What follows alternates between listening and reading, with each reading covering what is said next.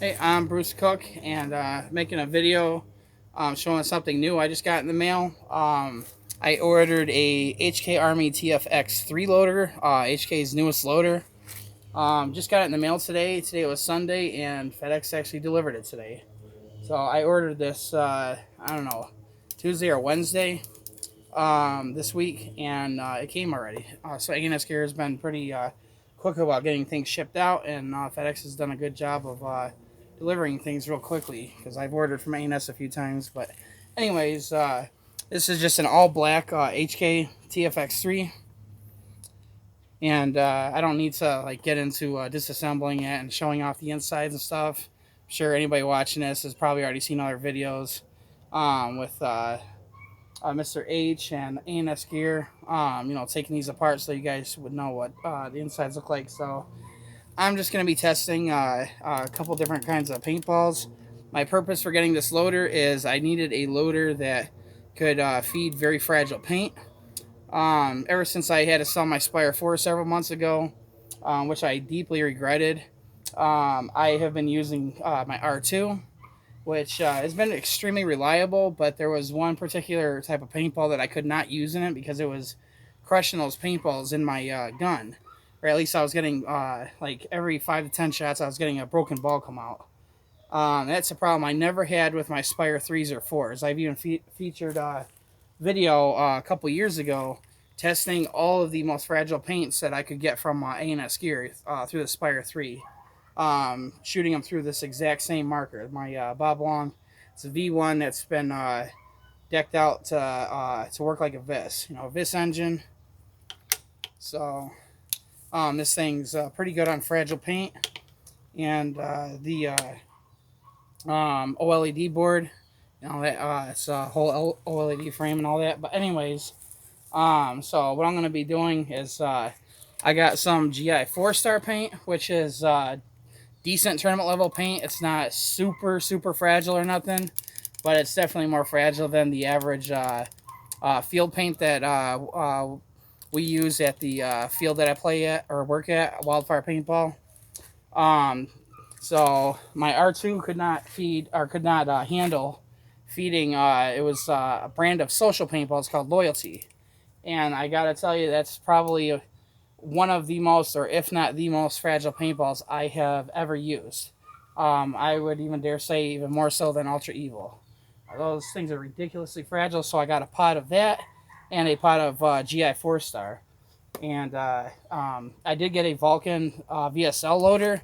That thing was very good about feeding fragile paint, but it only took putting a few cases through it, and the feed rate on that thing began to really suck. Like, I could barely get the thing to feed a consistent even 8 balls per second. So I needed a loader that could keep up with at least up to 10.5 balls per second and could handle feeding fragile paint. So today I have to cross my fingers because I mentioned in my previous video, my blast guide in my VIS engine, the little wings that hold the spring in place, 3 of those 4 wings actually broke off during a game, and it caused the valve to stay open, and air just vented right out through the front of the gun. And I squeezed the bottom of that spring to hug the blast guide a little more, and I have been able to put a few cases through this thing so far without the valve staying open. I do have a blast guide coming tomorrow. I was gonna wait to do this because I didn't even think this loader was gonna be coming until Monday. So we gotta cross our fingers and hope the gun doesn't fail. But anyways, like I said, I just got this in the mail probably about a half hour ago, and so the first thing we're gonna be testing is GI 4-star. I got the marker set on 3-shot ramp at 10.5 balls per second. We're gonna see how well this thing handles it. I gotta make sure. Now I got a bee flying in front of me. I don't know why this thing's feeding slow. Get out of here! I got a yellow jacket trying to attack me over here.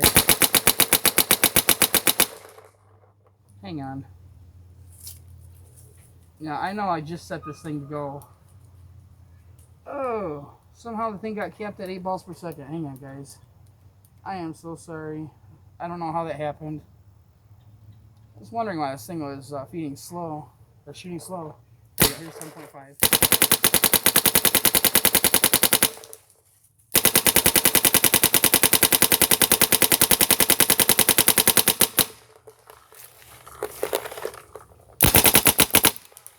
So far, I had no problem feeding the 4-star.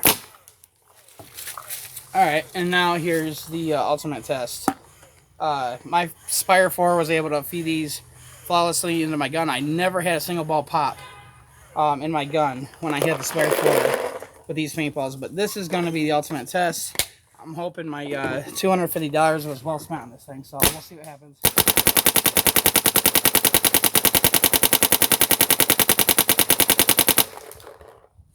Alright, let's get a little closer up shot.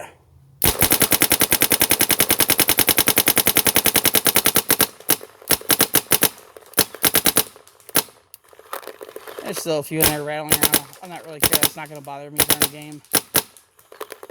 And well, what do you know? That just fed that entire pod without popping one ball in the barrel. So at least at my first impressions, I am impressed. I just hope this thing can maintain that. My Spire 4, like I said, and the Spire 3 never had a problem feeding any of the most fragile paints. Never had a pop ball. It only ever happened when I used my R2 feeding the social loyalty paint. But that's what I just shot through this, and it fed it flawlessly. So I hope you guys enjoy, and I'll be putting up some videos at some point in the near future of me playing with this, because really a backyard shooting video, unboxing, all that kind of thing does not tell you whether a loader is going to perform like you need to during a game, because a lot more things go on. So I'll get up some playing videos sometime soon, but hope you guys enjoyed, and I will catch you next time.